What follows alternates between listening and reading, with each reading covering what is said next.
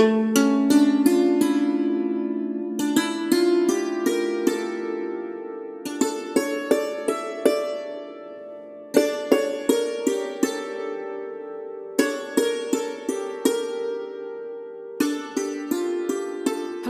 and welcome to So You Think You Can Rule Persia, the podcast where we rate and review all the rulers of Persia from Diocles to Mohammad Reza Pahlavi. I am Sariel, and my pronouns are they, them. And I'm Umberto, my pronouns are he, him. Hello, everybody, and welcome to episode 99, Al-Walid I. An exciting time because, hey, we're getting close to episode 100. Isn't that fun? We've been doing this for a while. We have been doing this for a while. Yes, indeed. So, yes, Ariel, what do you remember about our previous episode, Abd al-Malik? Is there anything that remains firmly in your mind from then? It was a bit of a mess, but some good things happened. I believe we gave him a fairly high score. We did. He was a Shahanshah in the end. Yeah. So, capable ruler who actually got some stuff under control and started setting things down regarding how decisions of how things should be done, putting some rules down, essentially, finally deciding, okay, this is how we're going to go about this, because we had been improvising as we went for a long time, and I believe he was responsible for actually setting up a system for how to choose new rulers, how to take care of the kingdom and the empire, and tried to expand. I think we got some new territories. To expand a little bit, yeah. But we it got wasn't something new. Yeah. Nothing huge, but that was also part enough of that it's just worth noting, let's say. And he managed to have a nice, solid system. He reorganized the empire. We compared him to Darius the Great. Yes. Because he's just consolidated power, made the caliph a lot more powerful, made the dynasty a lot more powerful. And he's decided that his sons are going to succeed in order. Yeah. So that he's going to have his eldest son, Al-Walid, succeed first, and then will eventually carry on with other sons and see how that turns out. So hopefully the dynasty will persevere. Hopefully this will be the first generation without a colossal civil war. Yeah, that's Who been knows? an issue. That's the main drawback. I mean, there's many drawbacks, but the fact that they hadn't been able to figure out a consistent system of succession means that you'd end up with a civil war every time a ruler dies. I am so tired of it. Yeah, it was a lot. Well, do you think that the system has been fixed? Do you think that Al-Walid is going to reign over a prosperous time and pass on the throne as expected? Or do you think that he's going to mess it up? The fact that you're asking me like this it makes me a bit nervous. It's not like we haven't had plans before that just weren't followed. That's true. Attempts were made, but they don't succeed. We've had a couple of rulers before where they definitely said, hey, I want you to do things this way. It's going to be the best for everybody. And then everyone said, no, we're just going to do whatever. So that's the sad times. Yeah, I don't know. I don't know what to expect. I would like for it to go well, but something tells me we might.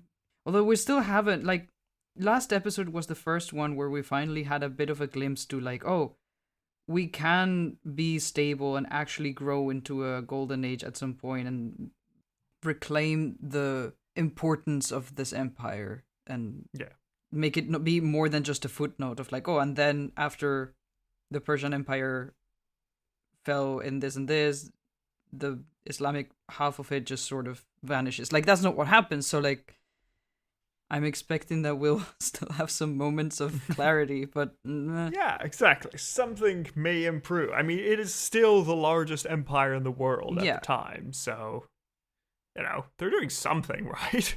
It hasn't exploded yet, although people have been trying. Yeah, that's what I'm saying. It seems to never fully pick up. I feel like we've been almost falling for so long. Yeah. I mean, we've had a decade and a half of peace in the caliphate and just restructuring it and making sure it works. So fingers crossed that continues and Al-Walid won't shake the boat too much or bring it to new heights. Yeah. We'll see what it is. Exactly. All right, so before we start up properly, I'll just give you a quick recap of Mhm. Abd al-Malik's reign. So Abd al-Malik came to the throne during a messy period for the Umayyads. That was during the Second Fitna, the war against Abdullah ibn al-Zubayr. Abd al-Malik managed to defeat Ibn al-Zubayr and reunite the caliphate at last, despite all the civil wars. He then went on to establish the centrality of the Umayyad family to the caliphate, reorganize everything so that it would be a lot more stable and orderly, made a bunch of investments, and just generally reorganized the administration, making sure that the empire would be properly run. Yep. And unlike Darius, he was relatively sane and orderly. Like, he didn't do anything too horribly schemy or murderous. Like, he did kill one guy with his bare hands. Yes, true. That was that intense. was But it was just one time. that was the one thing. Exactly. We've all had one, Serial. It happens to all of us. Debatable. Well, he leaves the throne to Al-Walid I. Let's see how he does. So Al-Walid was born in 674 as the son of Abd al-Malik during the reign of Muawiyah. So this was when everything was going relatively well, the early Umayyad Caliphate, and there was no real expectation that Al-Walid would succeed as caliph because, well, his father was just the son of a random notable of the caliphate, so True. It's not anything too impressive. He was a guy. He was going to be some member of average nobility. That's all we have. But then we have the civil war that happened all of last episode. So Yep. Yazid messes things up for everyone. The Umayyad Caliphate falls. The Zubayrid Caliphate tries to survive for a while, but it's then eventually suppressed by Abd al-Malik, which leaves Al-Walid at last as heir. We don't really hear much about Al-Walid himself during his father's reign, but we get to the point where Abd al-Malik's brother, Al-Walid's uncle, was supposed to inherit due to their father's wishes. But the brother died early, like 6 months before Abd al-Malik. Yep. And this left Al-Walid as the only successor. So that's pretty good. Well, it depends who you ask. Yeah, that's good for him. Yes. At least, he's doing well. Although this succession did not state that Al-Walid was heir full stop, it said that Al-Walid was heir, but his brother Suleiman would have to succeed him. So we're saying, no, it's not you and then your son, it is you and then your brother, and then we yes. can move on. Because there was a whole list. That's right, exactly. So we have a whole list of them. However, this can And just it's be what Al-Walid amended has to by, deal with. having the brother die before. Yes, or by just saying, I'm the caliph, screw you. Yes. I decide what happens. We're going to change the fair law, enough, actually. Yeah. Yes, I suppose you are an absolute monarch. Yeah, Fair enough. that's what happens. Yeah. You can't just want an absolute monarchy for you and your family and then assume that your family is, going to be okay with that and not mess with it, because you are giving them absolute power. Like, not all of them are going to be on your side or on your same page. Yeah. You did do this. You did give them this power. Can you really be mad that they're not following your wishes? No, exactly. Just carry on with it. But Serial, I have great news. Ooh. Or good news, I suppose. Okay. Well, because calm down. Al-Walid's reign is known in the Umayyad Caliphate as the moment where the Caliphate reaches its maximum expansion. ooh. Does that mean also, prosper times, or just, geographically impressive? We'll start with geographically and then we'll discuss the rest. But Okay. we'll get there. All right. Also, I misspoke. I don't mean maximum expansion, but the largest expansion of the Caliphate since it was created. Okay. Which is close, but there will be some smaller Yes. expansions in the future, which are Good fine. to differentiate. Otherwise, people will come for you. Yeah. And what do you think Al-Walid's role is in this expansion serial? Do you think he's leading from the front? Is he carefully, meticulously organizing everything? Is he just saying, yeah, whatever, just do something and Well- give me taxes? I don't know. Do we have in this period of time an extremely talented general? Because if we do, I think that's who's gonna take care of that. So we have Al-Hajjaj, if you remember last I time, that remember, was Abd al-Malik's viceroy of the East, essentially, and he is still doing a lot of work. And, well, we can start with him, because he is going to expand the empire to the east. He decides that, you know what, his territories are stable, he has enough energy, enough vigor to move forward. Just got some extra time in my hands. Yeah. However, Al-Hajjaj's viceroyalty is so large that he has his own viceroy I see. that he appoints to the easternmost provinces of the empire. This new viceroy managed to attack Transoxiana, the land beyond the Oxus, so the land beyond the borders of the old Sassanid Empire. So we're expanding beyond those lands. He managed to conquer the cities of Bukhara, Khwarezmia, Samarkand, and Fergana in modern Uzbekistan. These are all extremely important trade cities that we have heard about before, we will hear about in the future, especially Samarkand. But yeah, there's these great expansions moving beyond the Oxus River, pushing against the steppe. And there is even some suggestion that this viceroy may have conducted raids into Tang China. Because China's also going in its golden age. Yeah. Wink, wink, nudge, nudge. These will be Patreon episodes. If you want to find out more, join us there. But essentially, these two colossal empires are sort of butting up against each other in the border region of the steppe. And interestingly enough, in these more distant regions, it looks like the caliphate was content to keep local rulers as vassals if they surrendered without a fight. So they're saying, just convert, and it will be okay. You know, just convert and pay taxes to the caliphate in Damascus, and you will be fine. The problem is that if they resist, or even worse, rebel, they will be brutally put down. Yep. So which is a harsh problem. Collaborate or else. Yes, exactly. Which, you know. And why are we going into these areas? Well, it's because the Silk Road provides an incredible amount of wealth. Yeah. I've heard about that, you know? Yeah, there's a lot of money. There's a lot of silver, a lot of spices, just traveling east through west and west through east. And we're just enjoying the fruits of both ends, which is very good. However, unfortunately for us, a lot of the gold and silver art in the region, including more recent Sassanid plates, so the ones that may have been made under Khosrow and other friends, these were generally melted down to distribute among the soldiers and were thus lost to us as artistic objects, which is a shame. I mean, yeah. I don't think they were thinking of them as, you know, things that should be kept for prosperity when they could allow them to have a better life immediately. Yeah, exactly. If you're going to buy a house with them, then it's like, yeah, screw it. I'll melt it down, I suppose. But these conquests also had a great religious focus, with a lot of the local Christians, churches, and Zoroastrian fire temples being replaced by mosques in the most prestigious areas of newly taken cities.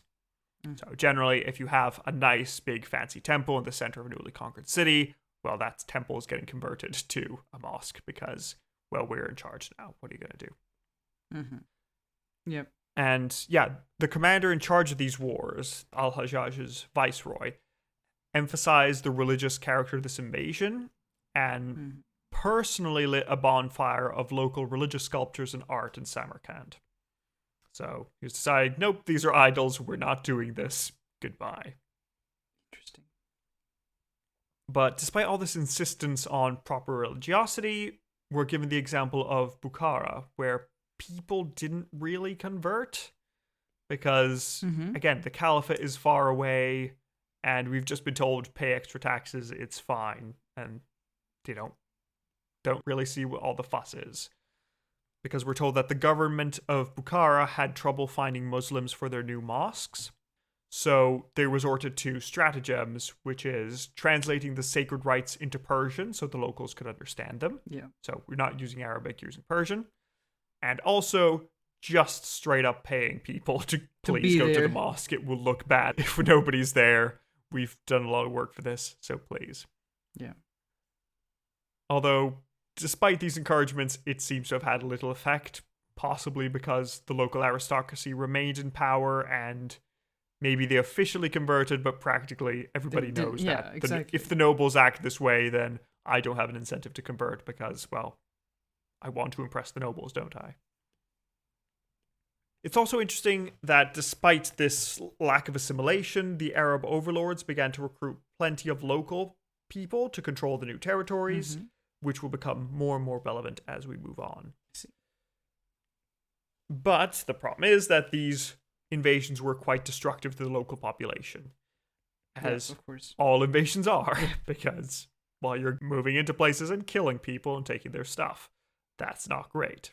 So we apparently have a contemporary poem that goes, Daily Qutayba, which is the name of Al-Hajjaj's deputy, daily Qutayba gathers spoil, increasing our wealth with new wealth. Sogdiana is subdued by his squadrons, its people left sitting in nakedness. As oft as he lights in a land, his horse leaves it furrow and scarred. So basically, this man is the scourge of God. Yeah. He has come to just destroy this region and cause a lot of pain. To everyone who But lives hey, here. the caliphate is expanding, yes. He's being especially harsh as a governor, apparently. It's this one guy who's in charge of the border region who's just deciding, no, you know what? I will just put this place to the sword and conquer it for my glory and the glory of Islam. Well. But in brighter news, Serial, I mentioned that these attacks came into contact with China. Yep. And Al-Hajjaj was apparently quite optimistic because he decided to offer the governorship of China to whoever conquered it. Well. So saying, I'm not going to work for it, but if you're going to conquer China, you get to govern it. That'd be neat. Is that a good enough incentive? Go fight this extremely give it a go. powerful nation. See what happens. As we will see, that is a valid incentive. In the future, it will work out. Oh, I see. Al-Hajjaj sent a delegation either to the Chinese capital or a provincial governor, and they reached some agreements. We're not sure what agreements they reached, but they reached something. They sure reached a thing. Yes, although the Arab delegation caused scandal by refusing to kowtow. Do you know what kowtowing is, Serial? I don't. Well, it is a courtly practice in China, which is that whenever you meet before the emperor or a sufficiently important official, you are meant to prostrate yourself on the ground so that your forehead touches the earth, and you're just meant to show absolute deference to the Chinese empire. Yeah, that's a very courtly thing. Yes, exactly. Since this is how Muslims pray, you can imagine they weren't too keen on it. Yeah. You're not God. You're a guy in a funny hat. I do this for my Calm god, down. not for... Yeah. Yes. So, the Chinese slightly disapproved. Yeah, I can see that. And Serial, I'll add this anecdote because it is just too funny and we need to know. It's about a delegation. Oh. Because the Chinese requested a delegation to learn how the Arabs acted. And Al-Hajjaj's subordinates sent some men over, just so they could show, hello, we're the caliphate, this is what we do, this is our vibe. On the first day, the Arabs appeared dressed in white and beautifully perfumed. Apparently, this turned on the Chinese court so much that all the men were unable to restrain themselves. What? Yes. We are told that tents were pitched among the court. What the hell? Among the court dress of the Chinese. Because the drip was so good. Amazing. Exactly. They smelled so nice. They were so good. The Chinese were questioning why they were so turned on. And they're wondering, wait, are these even men that they're so hot? We don't know. I get it. Listen. We've all been there, when people are just too devastatingly attractive to believe. Not sure if you've seen some of these robes and stuff. I can't, imagine the perfumes, but, the aesthetics are... Aesthetics were on point. On the next day, the Arabs then showed up in rich court clothes. And the Chinese conceded that, yes, these were men, because they're dressed so nobly, so gloriously, so lavishly, that they must be men. What was the alternative for them to not be? Apparently not. They were like, what is this gender that you have going on? I don't understand this. So you are funny. just too pretty. This is so funny when the cultural differences of gender expression are just so stark that it causes an issue. It's Yeah, almost like exactly. gender is It's made all up made and up anyway. changes throughout Yeah. cultures. Yeah. And, well, the last day, the Arabs came dressed in full armor, and the court was well impressed. They thought, well, you seem like powerful soldiers. We love what you've got going. The Arabs then duly explained that the first was how they dressed at home, the second how they dressed at court, and the third how they dressed for war. Mm-hmm. And that is how they opened up the negotiations and began seeing, okay, what exactly are we meant to do? Are we going to fight with China? Are we going to trade? Are we going to do a little bit of both? We'll find out. But okay, enough about China. What else is east? But enough about Serial, that. any guesses? Yes. India? India, correct. It's We always haven't conquered China that and yet. India. Like, I'm sorry, but Yes. To be fair, that's what's directly east of Iran. yeah. So, fair we're enough. moving anywhere. It's the steppe, China, India. Southeast Asia is a bit too distant for us. But yeah, at the same time, the Caliphate expanded into the Indian subcontinent by taking over Sindh in the lower part of the Indus River Valley. And why did they go there? What is the justification for war? Because you can't start wars for no reason. No.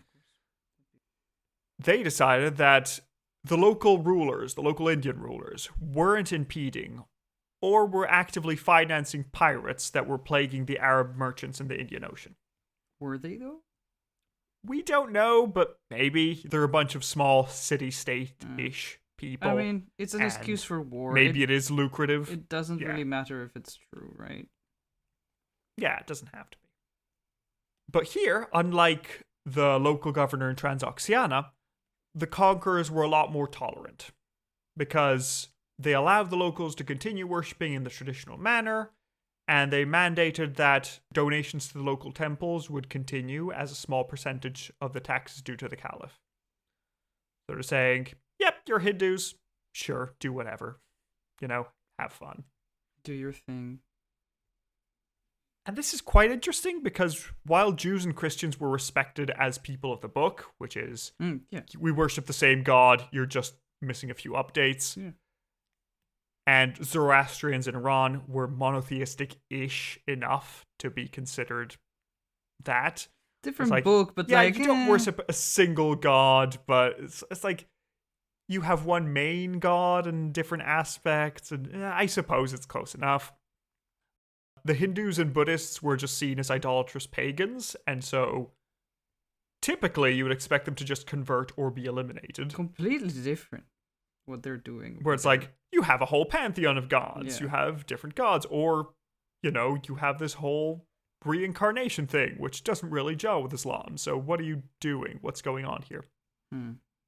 But it looks like the conquerors took practical considerations and said, you know what? We're not going to hold on to this land if we start persecuting everyone who lives here. Yeah. Let's just say it's fine. Do whatever. If you want to convert, that's cool. You'll pay less taxes, but we're not going to just start threatening people's lives for the if they first don't time convert. ever. That would be mad.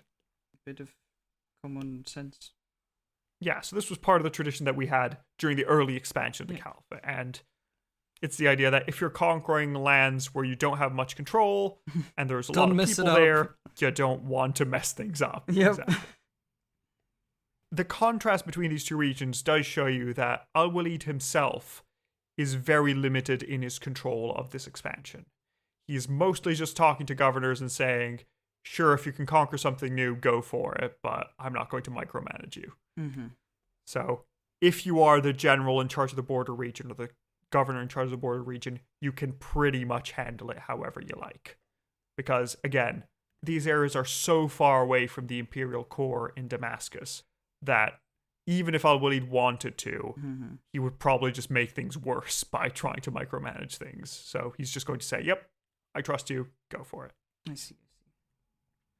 Although an interesting point about the distance is that following up on the rebellion in the second half of Abd al-Malik's reign, a lot of the soldiers going on these eastern expeditions weren't fully happy with this because, like Alexander's men 1,000 years before, they didn't want to be sent to the ends of the earth, no Yeah. matter how good the loot was. Yeah.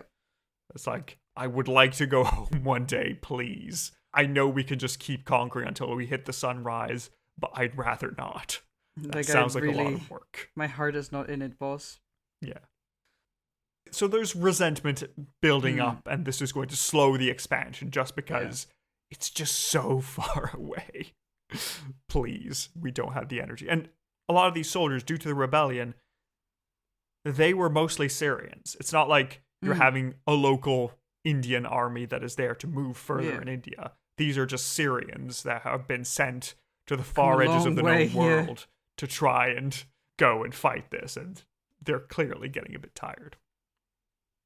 But okay, how are things back at home, Serial? Well, in contrast to his father's reign, Al-Walid's caliphate was internally peaceful and prosperous. That's lovely.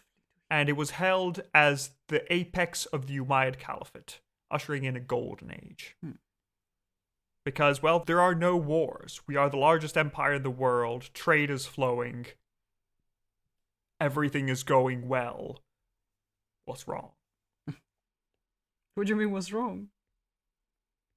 Everything's going well. Well, what? Everything's going well. It's fine. Nothing's wrong, Sarah. Don't Exactly. worry. What do you mean? Everything will go well forever, and that's why the Umayyad Caliphate still stands to this day. Isn't that the point? Perfect and fine. Yes, exactly. Why you say what's wrong as if this is not what we're aiming for? This is the end of history. We've finished. We beat the absolute game. Islamic theocracy is going to rule. did. Yep, exactly. Just like the United States in the late 90s, God. this is the end of history. They will rule forever and ever. Yep. But yeah, Al-Walid spent most of his reign in Syria because why move? It's fine. He only headed to Mecca one time when he was leading the Hajj in 710 because it's a caliphal thing to do, so it's prestigious, but mostly he just spends his time in Damascus. And he tried to improve the lives of his subjects by instituting poor relief and charities in Syria, which greatly benefited the local population. Apparently, there used to be a system where charity was given out via taxes, but this had fallen on the wayside during the civil wars. So, as part of the Muslim principle of charity, or sadaqah, Al-Walid instituted a tax on Muslim Arab landowners so that they would contribute to the welfare of the poorest in their community, which is lovely. Yeah, that's a good way of, your religion says this thing, let's actually make it a thing. Yeah, it's that like you do. Your religion says you should give charity to the poor. Let's probably do that. That sounds like if a your good thing our government religion is is a doing. religious government, then you should follow the guidelines. I forget the word. Yeah. The guidelines that you should be following. Dogma. Yeah. Correct. Especially the good ones. Yeah. Al-Walid also decided to help out the disabled and the blind of the caliphate. Can you guess how, Serial? I'm worried. I was like, that's so good. I love that. And then you should asked be. that question. Yes. And now I'm worried. God, how did they help, quote unquote, the disabled and the blind? I don't think it's as bad as you're thinking, but it's Okay. still a bit bad. Because you decide to just furnish all these people with free state-appointed slaves to help guide them Okay. around and help them in their daily duties. Actually, that's fine. I mean, minus the part where, you have slaves, right? But Yeah, it's like, I appreciate the principle. The slavery bit is kind of not great. yep. But, I guess. Guide slaves for the blind isn't the campaign I thought you should go for, but... The slavery part is wrong, but this is not being tackled with this law, so... They're working with what they have. Yeah. Also, Sarah's slaves are especially cheap with the new conquests, so, course, sure. What was I thinking? This is, Yeah. that was the issue Convenient. that I had in mind, that slaves are expensive. That's exactly, exactly. The one thing I was worried about. No, but that's lovely in the sense of, you give aid and help and extra hands to people who might have a harder time navigating society if it's not made for them. Yeah, exactly. So That's a really positive good. thing. Al-Walid's doing great. Yeah. He was also known as a great patron of architecture. He built the Great Mosque of Damascus in its current form. and rebuilt the Mosque of the Prophet in Medina. With this latter project saw the Mosque of the Prophet incorporate the tomb of Muhammad, Abu Bakr, and Umar, and expanded to an impressive size with materials from all over the caliphate, so going through most of the known world. Now, unfortunately for us, or, semi, for this topic, the mosque has been rebuilt several times in the intervening 1,000 or so years. Yeah. So we can't We see don't really know the right original. now how it was. Okay, yeah. But it must have been extremely impressive since it was following in the footsteps of the Dome of the Rock and had basically unlimited resources. Yeah. Again, largest empire in the world. It's at peace. It's prospering. We finally get a golden age. Money is not an object. Yes. And we're also told that the Roman Emperor at the time provided a large amount of gold for this construction, together with workers and mosaics. Interesting. Why are they so interested? Probably threats of violence. We haven't been at war with them for a while because we have not been focusing on that part of the empire. Yeah, although technically we haven't been at peace with them either. No, the thing is that I we bet. consider them so far beneath us that we haven't made any treaties, and it's just like, we'll see what happens. Like, we don't make peace treaties with ants. We don't we even just care assume that they'll there. be there. Yeah. Yeah, it's just, whatever, I suppose. See. Take that, Romans. At the same time, Al-Hajjaj in the east greatly restored the irrigation systems of Iraq to restore the region to prosperity, and gave agricultural jobs to the people of Kufa and Basra, whose military role had been greatly reduced. The construction spree was a great way for Al-Walid to pour some of the caliphate's immense wealth back into a growing population, who would have reason to be angry if they didn't see their conditions improve. Yeah. So, they could be asking, why, if the economy is going so well, am I still poor? Yeah. Which, good point. Yeah, Al-Walid is saying, I'm not going to sit on all the gold as a dragon, I'm just going to invest it in useful things, or beautiful things, just so people can actually see the benefits of the economy going well. Yeah.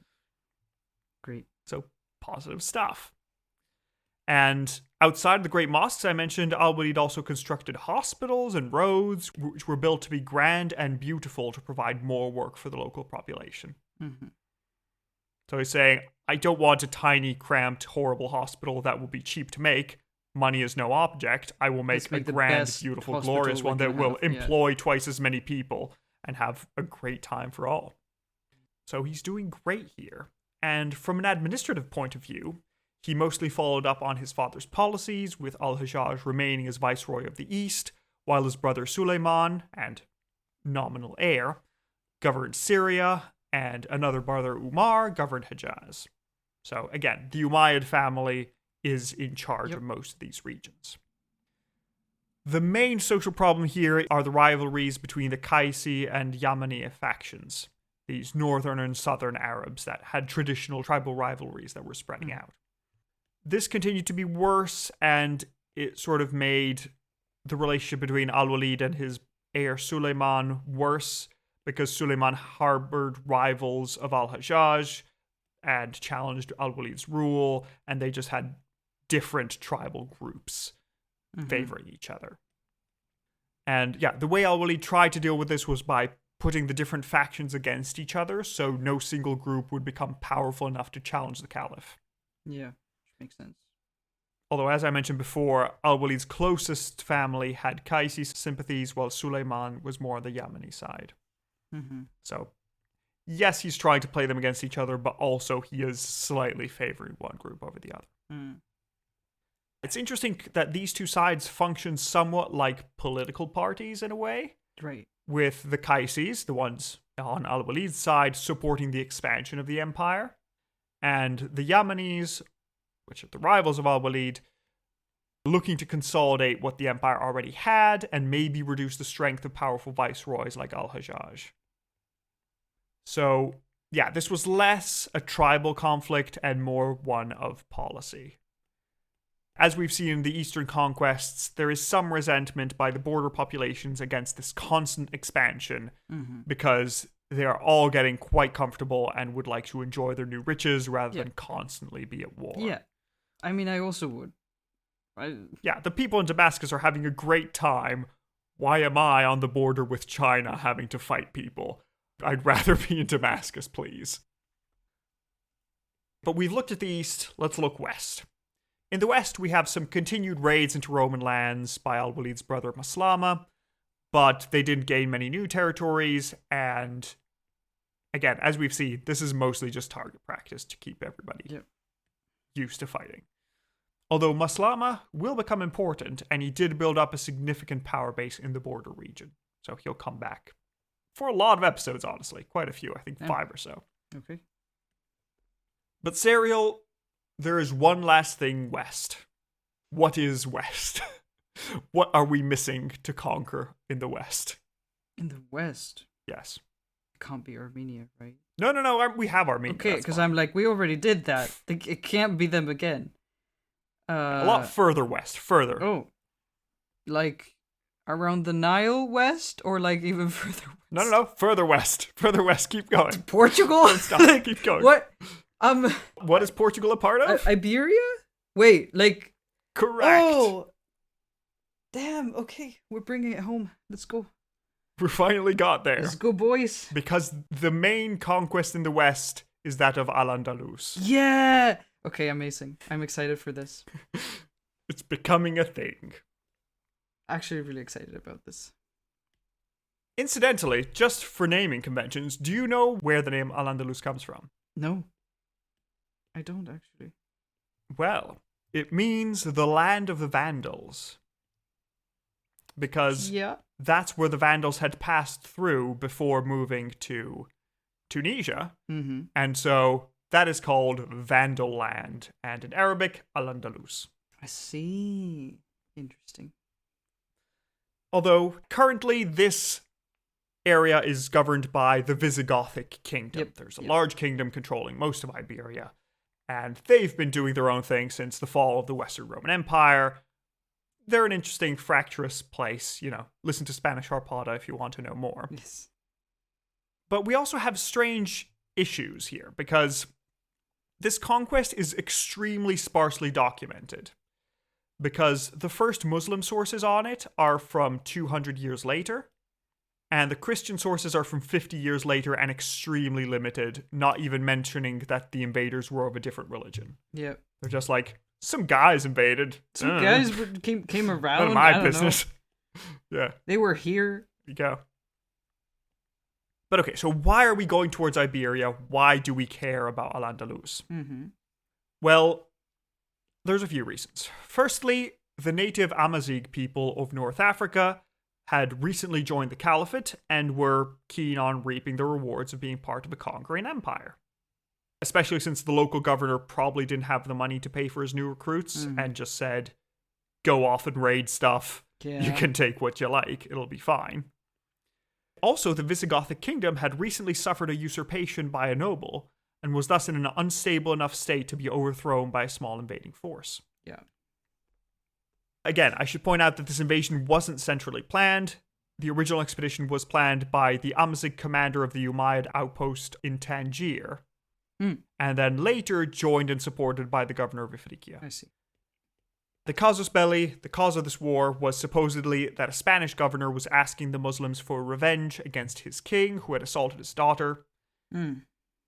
Although, whether true or not, we don't know, but this represents discontent in the kingdom against this new usurping ruler.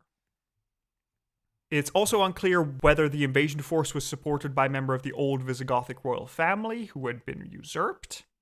Maybe because they thought it was just a raid and they could make use of it and see what happened. Mm-hmm. But in any case, the Muslim forces landed in Iberia at Gibraltar, which took the name of the Amazigh commander of the army, Tariq ibn Ziyad. So the place would be called Jabal Tariq, or the Mountain of Tariq. I see. So that is where Gibraltar comes from. Interesting. There was then a great battle at a place called Guadalete, where the Visigoths faced this small invading force with all the royal army. Everybody was there, all the Visigothic nobles were there. Grand army ready to kick out these rebels and show the legitimacy of the new usurper. Mm-hmm. What happened, Serial, is that this small raiding force absolutely annihilated the Visigothic army and killed their king. Oops. So now, this raiding party keeps marching north They just keep going. And they get to Toledo, Yep. and nobody is stopping them, and they're like, I guess. I guess we're staying? I guess we're here now. Okay. Yeah. This was not the plan, but like, sure. Yeah. Which reminds me a lot, I just like the parallel, of the Spanish conquest of Mexico, where it's just like, it's not an official expedition, it's just some guy with 200 bros going on an expedition, and suddenly he's killed the emperor and conquered this place. So I guess we're keeping it, I suppose. Guess we're here now. Yep. Yeah, I suppose, yeah. Yeah, wild. There was also apparently an omen about the Umayyad capture of the Visigothic capital of Toledo, where we're told that there was a room in the palace that every new king put a new lock on. And when the usurper came to the throne, he opened up the room, and inside there were images of Arabs and an inscription saying that those people would conquer the country. Wow. The omens. I doubt it, but cool story. You know, omens are fun. But yes, Sarah, so this original invasion was directed by the Amazigh people of North Africa. But at this point, the Umayyad governor of Ifriqiya hears that things are going really well, and hey, we've conquered a new peninsula if you want to have a look. It's there, that'd be fun. So this new governor joins with a bunch of Arab nobles and takes over the expedition and begins to slowly march northward, managing to conquer lands all the way up to Zaragoza. There will be more, they will conquer more lands, but that's going to be after Al-Walid's time. So we've gotten a good amount up to Spain, but we still need to get a bit more. In any case, much like in the East, the Caliphate's policy was to keep the local nobles in charge and just establish taxes to support the Umayyad governor without having to upset the existing system too much, which always makes conquests more easy. These Visigoths just stay there and think, yeah, sure, I guess I'll convert if it means I get to keep my lands. Yeah. Fine, let's go. Guess. One thing that I do find quite fun here is that there were coins minted with the Muslim profession of faith, but in Latin. Oh. So there's basically the phrase, there is no God but God, and Muhammad is his prophet, but in Latin, which is a fun mix. I just like it. It tickles me the right way. It's good to see the mixture. Yeah, because we're converting. These people still basically speak Latin. I mean, you know, it's been like 300 years since the Western Roman Empire fell, but the locals speak that mostly. It's not Spanish yet. Yeah, no. But, yeah. Although, interestingly about this conquest is that, unlike in the East, there were no great new Muslim towns like Kufa or Fustat, but the conquerors settled sparsely across the new territory, with an ethnic divide between the conquerors, because the Arabs chose mostly river valleys, where large cities already were, while the Amazighs, who were more nomadic in their habits, spread across the Meseta, in the center of Spain. This would eventually cause some social tensions, since the Arabs got the richest lands and would become a lot richer. Yep. While the Amazigh, who were in these more sparse, arid lands in the center of Iberia, would have more trouble and would generally be excluded from political office in the local governorships. What did you expect? This always works this way. Yeah. Also, as a general note, the Balearic Islands would remain in Roman hands at the time, as they had been since Justinian's reconquest, although they would be periodically raided. Yeah, I mean, they're right there. But I guess they're just you could there. argue that they're also close to modern-day Italy, so you just... Yeah, they're vaguely there, you know. Yeah, it's fine. But anyway, this is the birth of al-Andalus. You will see it will be there in some form or another for... What is it? About 700 years. 700 years, yeah. Yeah. The last remnants will be kicked out in 700 years. It's ridiculous to me that this is an extremely long period of Spanish history, and in my opinion is not covered enough in history class. Listen, maybe the curriculum has been changed since I studied, but in my opinion, it is covered, obviously, but like, it's 700 years, so long. It's so long. So many things happen. And it's all framed as, oh, we're just inching towards the Reconquista and it has to be reconquered because it's blah, blah, blah. And it's like the Reconquista, it didn't even start as a Reconquista. Like, that's just not. It's very similarly one small battle that was won against all odds, and then it was like, well, I guess we're doing this now.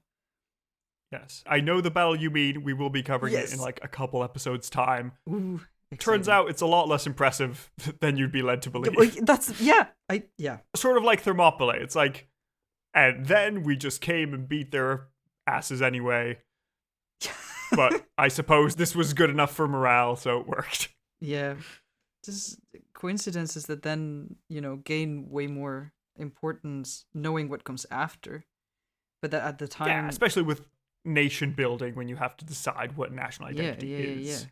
I mean, if you look at it, Granada has been Muslim longer than it has been Christian. Exactly. Which is a fun way to look at it, so yeah. Very, very interesting. But yeah, I'm excited. But yes. This is fun. This hits close to home. Yes. So, Serial, the empire now spreads from the Atlantic Ocean to the Himalayas. That's ridiculous. It is big. It is the largest empire the world has ever seen. What do you mean? It is big and difficult to manage. I bet. But it's in a golden age, so hell yeah. But Sarah, we get to the point of discussing succession. Always a sore point, always difficult.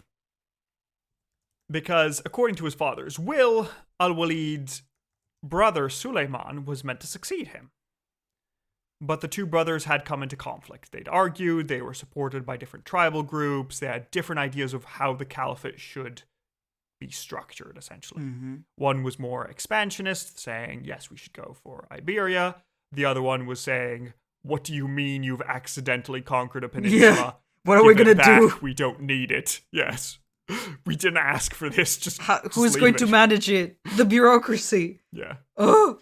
Yes, I don't want to be in charge of this. This sounds like a terrible plan, but okay. When your main worry becomes the paperwork. It seems like Al-Walid was trying to make his son Abdulaziz be his heir by having Suleiman come to Damascus to discuss the matter. There's also an anecdote in Al-Masudi that Al-Walid's ring had "Walid, you are mortal" written on it. And whenever he thought about changing his heir, he would cry out, "No, I will not break that which my father has put in place because I am mortal." I see. So, yeah. Interesting. Basically, if I can contradict my father, then when I die, people will contradict me. Yeah. So I shouldn't really start that tradition of Let's not breaking make my that father's into will. Tradition. I get it. Good of them. And Al-Walid was certainly mortal because he died of disease in late February 715 before he could change the succession, leaving the caliphate to his brother Suleiman. And we'll see next time if Suleiman will do a good job. The succession went the way that their father wanted. Went as intended. Incredible. Yes, it worked out. Finally. So yeah, that is the life of Al-Walid I, the apex of the Umayyad Caliphate. What are your thoughts, Errol? Are you impressed? I am. I am. I'm so glad. Things are going well yet again, and We've had a full generation without a civil war. Yeah, it's been we're great. building upon what we had. I mean, there's still war happening because we're greedy and keep trying to make the best out of the things around us. But hopefully, for the people living within the empire, it's mostly all right, except people getting raided. But then again, if you surrender, it shouldn't be too bad. Yeah. All you need to do is give us everything we want, and then you'll be okay. Yeah, I'm not a fan. I'm not a fan. But hey, we've had worse. But it could be worse. It could be the Mongols, which is like, give us everything you want, and we'll burn your city to the ground. Yeah. There's no escaping this. It'll just be bad. Yeah. Yeah, no, so amazing. It's going reasonably well. It's a nice caliphate. The succession works, and we have just expanded massively across. I mean, there will be a map in the episode notes just so you can see how much we've expanded, but it's just been huge. So, good times. And, do you have high hopes for the succession, Serial? Do you think Suleiman is going to do a good job, or...? Hopefully, since he was, within the plans. Like, his father wanted him to reign, right? Yeah, that's right. So, we'll see if he does a good job. We'll see how it goes. In that case, Sarah, are you ready to rate Al-Walid the First? Yeah, let's do it. Our first category is final moments. How interesting was his death? Just dying of disease. Just dying of disease. Which disease? Dying of disease, as one does. Disease. Just some sort of disease. Sickness. He died relatively young. He died at 41 years old. So it must have been some sort of contagion. Who knows? We haven't developed germ theory yet. We don't know. Although I think some people are starting to develop germ theory. Or maybe they will in like 100 years, but we're getting there. It will be ignored for a long time because the fact that there's microscopic animals in your blood making you sick is kind of weird, but, you know. You can't see them. How do you know they're there? You can't see them. Yeah, exactly. But they do. Wait, there was like scientists came up with this before microscopes, right? They did. The thing is that it's just difficult to prove. Yeah, no, I of think course. But Islamic scholars are going to come up with it in like 100 years. Yeah, I was going to so. say, shouldn't it be like around now? About yeah. 50-ish, 50 to 100 years. But yeah, they don't know yet. And also, they don't have accurate enough lens crafting technology. No, of course, but it's wild that you can anyway. still like propose this correct hypothesis. Oh, yeah. Like, because once you can see it, then you can see it. But like, you know, that's remarkable. Yeah, also, people will develop a theory of evolution in, I think, a couple 100 years. That's so being cool. like, hey, we look kind of like fish, don't we? That's suspicious. I mean, that's so funny because you would be like, we look nothing like fish. Fish are the animals that look the least like us, but we are all fish, actually. Like, the same way birds are dinosaurs, we're all fish. Birds are also fish. Yep. Dinosaurs were also fish. Just terrible sentence. Everything is fish. We all came from the ocean and we never left the ocean. Correct. We just carry it within us. It's wild. But yes, so Al-Walid died of disease, relatively young, unfortunate because he was doing a good job. But, that's really unfortunate. I really was hoping that he would last longer. Yeah. Well. So, yeah, how do you rate this? Do you want to put... the death itself is just, it's whatever. Everyone dies of disease, you know. Yeah, we don't even know the disease, right? So if you couldn't just say, oh, well, he died of tuberculosis, so of course, that's its own thing. It might have been tuberculosis. It might have been anything. Could have been measles. Could have been an infected hangnail. I don't know. Yeah. Tetanus. This is before antibiotics. Life is terrible and difficult. Yep. It's remarkable that anyone makes it past, like, 5. And in fact, most people died before 5. Most people don't. Yeah, exactly. That's the problem. A lot of people struggle with that. But, yeah. So, I don't know. I'm thinking a 0, honestly. Like, it's not impressive at all. Yeah. It's just something. There's nothing to talk about. It's just there. That's why we spent 5 minutes talking about fish. So, are you sticking with a 0 as well? Yeah, I don't see any, you know. Fair enough. So, with a 0 and a 0, he gets a 0 out of 10 for final moments. Our next category is battle hardness. How good was he at war and fighting? Well, personally, he doesn't go on any campaign, so he doesn't have any personal fighting, but militarily, the Empire is doing very well. It's conquered a bunch of lands in Transoxiana. It's sent raids into China, possibly.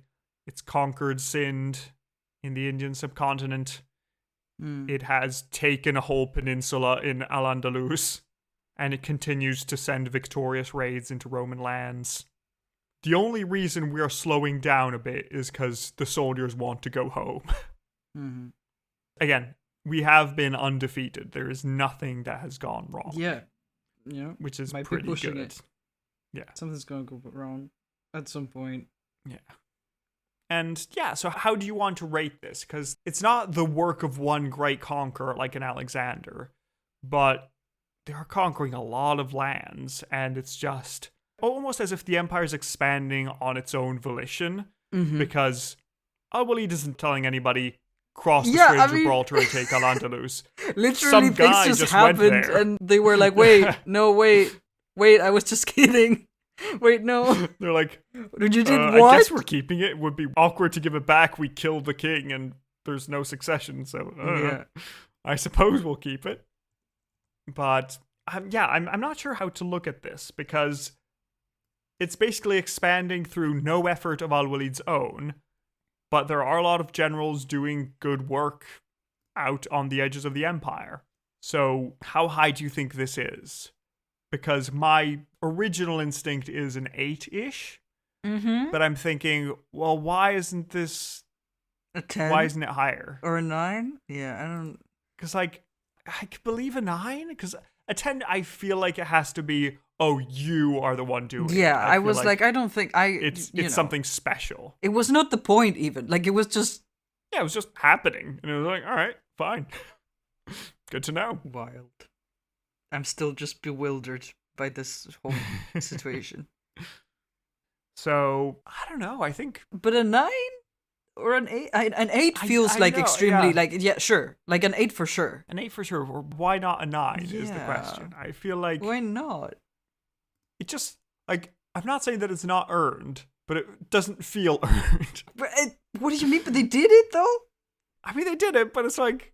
So funny. I mean, again, it's the sort of thing where, like, a similar amount of land was conquered by Justinian, and he didn't do any of the conquering. He was at home.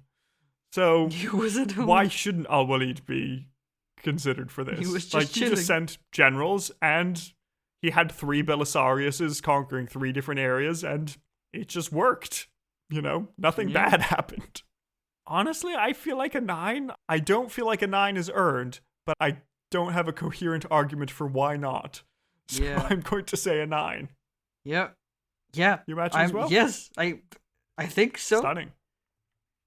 Very confusing time, but Yep. there we are. So yeah, with a 9 and a 9, he gets an 18 out of 20 for battle hardness, making him the second best battle hardness guy after Ali, who was just winning because he got personal combat, Mm-hmm. which I think is fair. Yeah. Our next category is scheminess. How good was he at plots and manipulations? I don't think Didn't really need to. No, I don't think we did It was any fine. of this. he was doing alright. Yeah. It was just, honestly, if you had to be a caliph, Al-Walid sounds like a great deal. You just sit at home in Damascus building nice things, and people send you reports, Your Holiness, we've conquered a new place. Like, oh, I didn't know we did. We had people there. Okay, cool. Add that to the list. Mm-hmm. So yeah, scheminess, the one thing I can say is that it was said that he may have been trying to substitute his brother in the succession for Yeah. his son. But he didn't end didn't, up doing it though. because he died young. Yeah. Do we want to give a token point because, well, he was thinking about it? So like he was thinking about it. He was thinking about it, but didn't do it. Didn't get to do it. Yes. And we don't even know if he like. Yes. That's just. It may have just been historians saying stuff. He probably did this, right? I mean, like it would have made sense, but like it's a nothing. It's a I don't. You know, I don't think Yeah. we should give a point for something that didn't happen. Not even a single point just for the hypothesis that, oh... Well, that's some the thing. people It's were not that saying he tried it and it happened. didn't happen. Is that how sure are we that he was trying this? The historical source says, I can't remember if it's Al-Tabari, but probably Al-Tabari, says that he had summoned his brother to Damascus from his governorship and was planning on having a conversation and asking him to renounce his place in the Okay. line of succession, That's not even but schemy he died though. before that. Like he was doing it like face to face. He Yeah. was doing it over the table. He wasn't like, "Hey, Yeah, I'm gonna fair. send some assassins to kill my brother." He was just like, "I'm just gonna ask him, you know, to not Yeah. do that." See if he's cool with it. Yeah. But No, you're right. Okay. I think there's nothing there. thank you. Zeros? Yep, Okay, so with the 0 and a 0, he gets a 0 out of 20 for scheminess. you bet. Our next category is shock factor. How shocking was this man? Very impressive. But you know, He was the impressive. good kind of shocking, not the shocking Yeah, kind. it's of good kind of shocking, shocking where he's just building things up, making things go very well. Mm-hmm. The guide slaves for the blind might be something. But that's because there's slavery in the empire, which yeah. Yeah, true. It's not like it would have been extremely shocking if he made slavery be a thing when it wasn't. Yes, but slavery has been a thing since the start of Yep. civilization here, so Yep. he's not instituting slavery. He's just saying, Yep. hey, we have a bunch of slaves. Why don't we give them to Why don't we blind assign and them to disabled people to help them? Exactly. So, yeah, it's not especially shocking. You could say that in his name, the conquest of Transoxiana was harsh, Mm-hmm. and there was a lot more oppression than in other regions. Yeah, that is true. How much do you want to rate that? Basically, how much blame do you want to put on Al-Walid for that? Because in other regions of the empire, like in al-Andalus and in Sindh, his subjects just say, yeah, just do whatever, just pay taxes. It's just Transoxiana where the viceroy of his viceroy is implementing these plans. But then again, Al-Walid is in charge. If Al-Walid didn't want it to happen, he could have stopped it. Yeah. How do you want to rate that? Do you think that's worth any points? Or do you think that, well, it was so distant, it was so far removed from him that, frankly, I mean, we should, you like, can't if we're going micromanage to... every minor Yeah, I governor. mean, that's also true. But if we're going to put any points into it, then it should be here. Yep, fair enough. I just give it a 1 point because, again, it's a viceroy of a viceroy. Yeah. Yes, it's there. It happened during but his reign. You know, but it's not even him, though. Or his, like, decisions. I mean, but then I guess again, he didn't it's do not even anything to him stop conquering it, the lands. But yeah. So, yeah. Yeah. It's like, Okay, do we let's want to give give him let's the give it merit the of 1 conquering point. It's lands? like, But, you know. yeah, fine. Okay, so with a 1 and a 1, he gets a 2 out of 20 for shock factor. Our next category is Aaron Shine. How good was he for the Empire in general and Iran in particular? Well, let's look at Iran in particular. Iran seems to be at peace and prospering. It's doing well. It's benefiting from all the different policies. It's mainly under the control of al-Hajjaj, but in general, it's just nice, stable, and orderly. There is the usual problem that non-Arab Iranians are sort of second-class citizens. That's still a social issue that hasn't been solved. But he's not making the problem worse. He is just keeping it as is. Yeah. Which, yeah, see how you want to rate that. As for the Empire in general, it has greatly expanded. This is the largest expansion since the foundation of the caliphate. So it's great. We have Al-Andalus, we have Transoxiana, we have Sindh. It's all great. The caliphate is also prospering. There is so much money flowing into the coffers of the empire. And Al-Walid isn't just sitting on it. He is using them to build hospitals. He is building roads. He is building beautiful public works. He is just making sure that his people are taken care of. He's giving money to charity so that the poor can be taken care of. Everything is going very, very well. And there are no rebellions. If you are in the caliphate, there is no war for you. There's only the war that the caliphate is bringing. Yeah. Which is how it often is when you're in an empire at the apex. Like, during Pax Romana, it's not that there's no war, it's just that it's the Romans attacking people. Yeah. So it's fine. Only the soldiers are being killed instead of soldiers and civilians in the Roman Empire. Yeah. Yeah. This is also, there's peace in the caliphate. If you live in Damascus, you don't know what war is. If you live in Egypt, you don't know what war is. If you live in Iraq, you don't know what war is. It's fine. Everything is going great. You're just receiving riches and news of, hey, we conquered a new place. So, yeah, I mean, I would say he isn't as impressive a reformer as his father because, again, this is the Xerxes problem after Darius. If your dad has done all the reforms already, you don't have to do them. It's fine. You can just enjoy them. So, yeah, I think that there is very little that can be said to be a downside. The only minor downside you could give to him is that he is maybe overextending the caliphate, where it's just like, this isn't planned, it's just expanded because it does. So it's just okay. So, yeah, I'm thinking I gave a 9 to his father. You gave his father an 8. What do you think this is like? Because his father had demerits because he had damaged Iran in the course of the whole civil wars, and that was the whole thing. But Al-Walid isn't. Al-Walid is just helping Iran prosper. So, what do you think this is worth? Do you think it's as good as his father? Do you think he's better? Do you think he's worse? What is your stance? I think overall it's better, right? We were talking about the suffering of the people within the empire. It wasn't too bad, right? No, exactly. And also, He just keeps the succession as is. He Yeah. has a nice, clear heir that So has not been even heir after for he's all gone, his it's gonna reign, be like and it's a just mess. there. Yeah. The heir is there. So I think definitely a 9 on my end. I think he's definitely his father's equal in prosperity. I don't see the thing is I don't think he's as skilled as his father. I think his father had a more difficult job. Yeah. Recovering the empire from fractured. But he and definitely constant took what civil was war. given to him and like made the Yeah, most out of exactly. it. He And took he it died and fairly made the young best too, of it. which like, Yeah, that's right.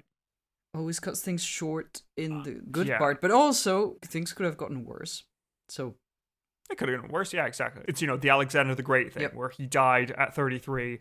If he had reigned for another 20 years, maybe the empire would have fallen to civil war. He would have died in shame. We don't know that. I think I'm going to go for a 9 because a 10 would require more effort. fair. I feel like he did a good job, but I think to get a 10, you actually need to properly reform an empire. Yeah. Like if his father had, if we combine, the his father's two, reign, yeah. then a 10. Yes. Him on his own, I think it's a 9. Are you sticking with a 9, saying that he's better than his father? Yeah, I agree. I think so. But like we said, it's not that he's better than his father, it's that his father also had a harder thing to fix. Yeah, of course. So overall, if I have to choose a period to live in the empire, I'd probably choose him and not his father. Oh, yeah, absolutely. 100%. I agree. All right, so with a 9 and a 9, he gets an 18 out of 20 for Aaron Shine, making him the best of Season 2, the most Aaron Shine. That makes sense. It makes sense. Listen, it's taken us so long to get to a place where we're not immediately just, like, panicking. Yes, oh god, so much.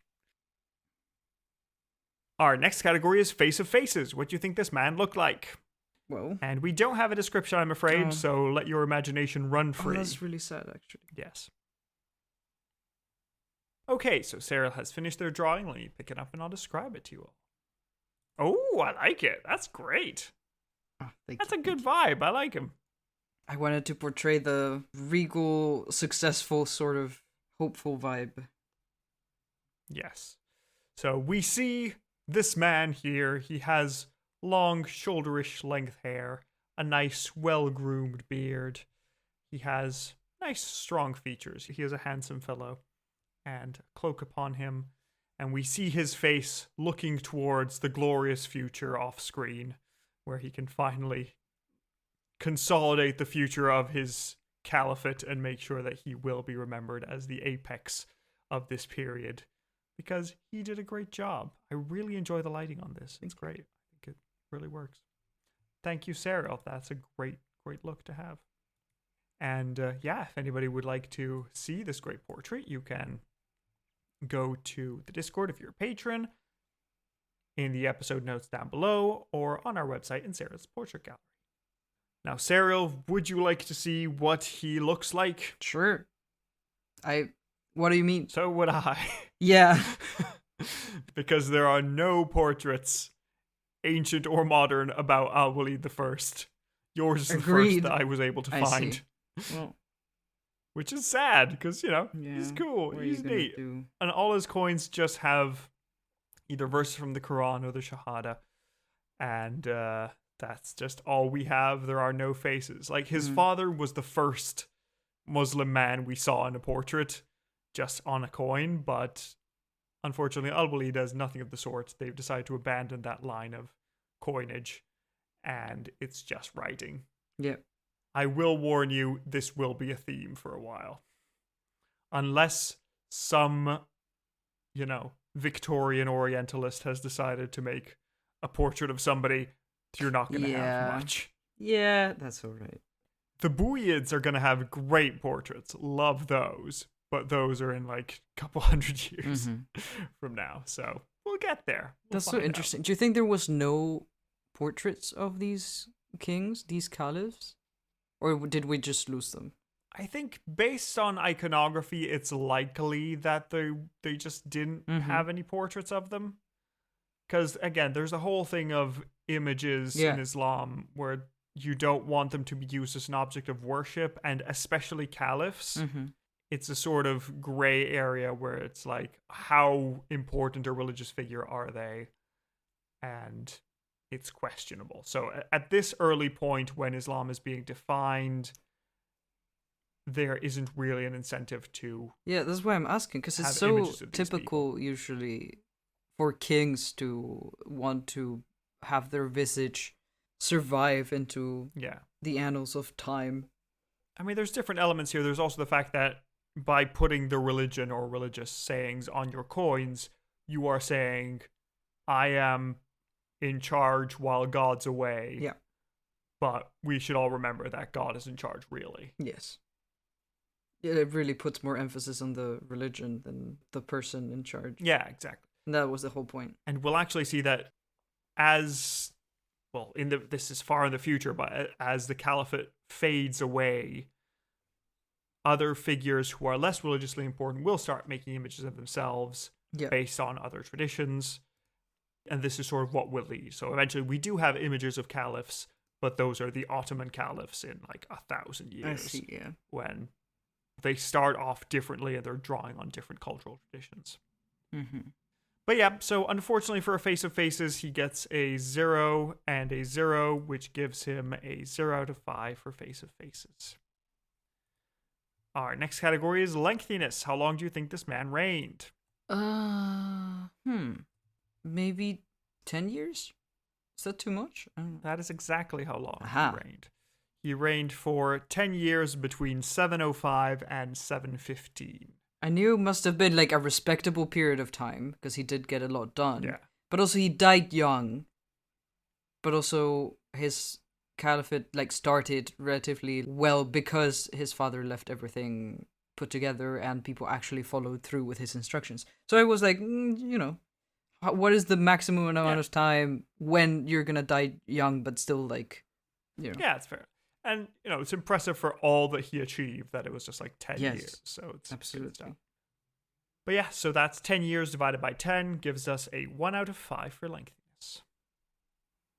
Which brings us to the final score, which is a grand total of 39 out of 100, placing him in the second half of the caliphs we've had, mostly because he's not very scandalous or cruel or shocking. He is just quite competent at his job and doing well.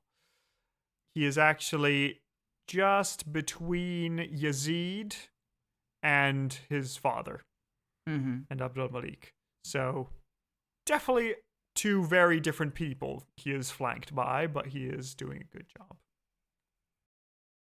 But that brings us to the final question, which is to say, is he successful enough? Is he expansive enough? Is he flourishing enough to be a Shahanshah, or is he just a Shahanah? So what do you think? Do you think he deserves a Shahanshah or not? Because I have my opinions, but I want to hear what you think. I think so. I mean, his father was a clearer contestant because it was such a struggling, like it could have gone either way, and he did an incredible job at actually like saving the empire and making it much better. I think so. I mean, it's been like, it's the first period where we have someone who like just does a good job, and everything is, we take strides and leaps into like not just maintaining what we have, but also like expanding it geographically through market and through routes of commerce and through laws, and I'd be in favor. Just playing devil's advocate, this is the one bit that doesn't convince me. Okay, tell me. You don't get a sense of him as a person. I feel like he is doing a lot. He is doing well for the caliphate. He is great. He's doing a great job. But a lot of it is based on his subordinates doing things, and you don't get a feel for his personality, I think. This is an issue that is with these more powerful caliphs due to sourcing and several issues. But they are very distant, staying in Damascus doing their own thing, while other people get the spotlight, and you get a feeling of what his viceroy in Transoxiana was like. You get a feeling for what the viceroy of Ifriqiya was. You get more of a feeling of these people on the border, while he seems to be just shrouded. Yeah. Do you think that's a valid argument, or do you think that he was just so good at his job. He did such a good job that honestly he deserves it.